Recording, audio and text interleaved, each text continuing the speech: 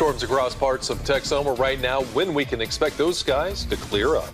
And a massive fire destroys 2 buildings in downtown Denison. One witness describes what she saw as she dialed 911. And a state of disaster declared in Denison. 3 families left homeless tonight after a massive fire.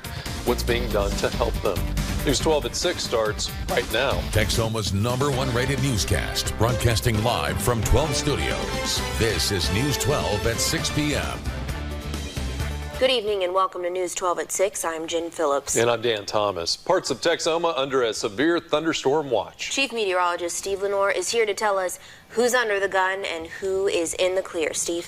Definitely seeing more storms popping up in the last hour or so. Now, so far, many of you watching the broadcast have not seen any rain. That might be changing. Take a look at Doppler 12 for the next several hours.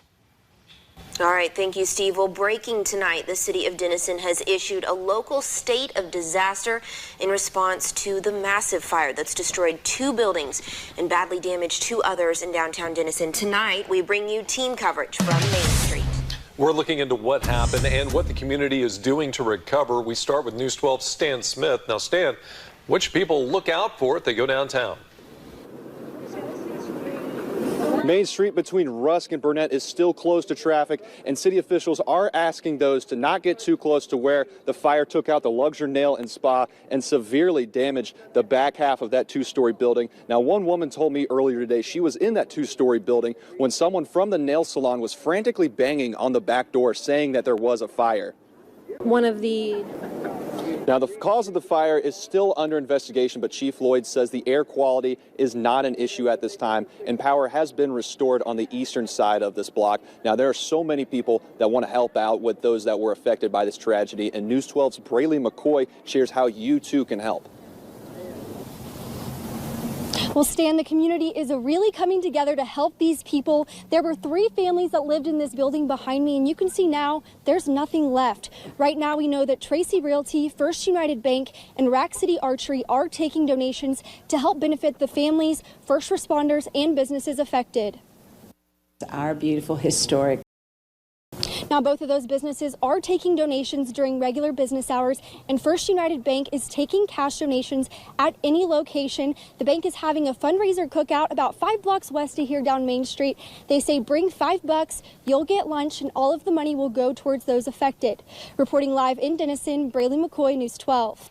All right, good work, guys. Well, new details about a fire that claimed a family's East Denison home last night. This is an entirely separate fire from the Main Street one, but a barn dominium, or a half-home, half-shop off Old Airport Road and FM 1753 went up in flames before 8 o'clock last night. Property owners say a truck, you see that here, parked inside, sparked that blaze. This picture was taken by someone who witnessed it.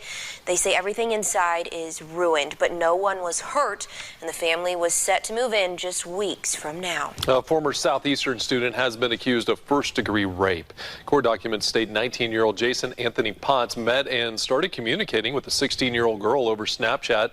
She told investigators they had consensual sex in his dorm last month. Then, she says, a few days later, he raped her in an apartment in Calera. A university spokesman says Potts is no longer a student at Southeastern. He faces 5 years to life in prison if convicted. And officials have issued an arrest warrant for an Ardmore man charged with possessing and distributing child pornography. Court documents state 63-year-old Bruce Godfrey Higgins had 6 questionable videos on his computer. Higgins could face up to 55 years in prison if found guilty on all charges. Well, a woman is dead after crashing into a semi-truck in Paris this morning. It happened just before 7 near West Loop 286. Police say a semi stopped at a railroad crossing when a car came up and crashed into the back of it. The driver of that car, 25-year-old Ashley Brooke Lester, was taken to the hospital where she later died of her injuries. The driver of the truck was not injured. Well, we are just 2 days away from the Red River Showdown. What just made its way through Texoma on its way to the big game? Upper 12 showing thunderstorms increasing over northwestern Grayson County. Not severe, but some heavy rain in those. We've got a nasty storm up in Pushpataw County, folks in Clayton. You know what I'm talking about. So what's ahead for the rest of the night? Right back after this.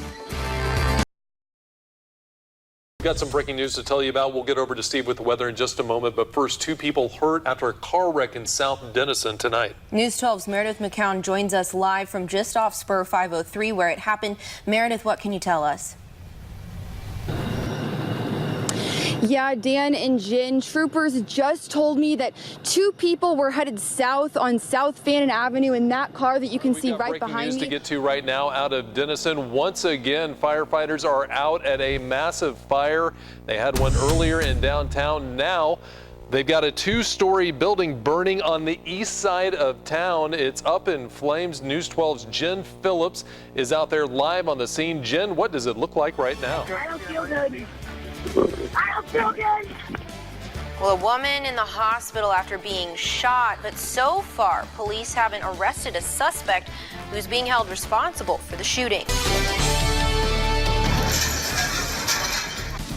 A downtown Denison building up in flames this morning, destroying a business and then rekindling hours later.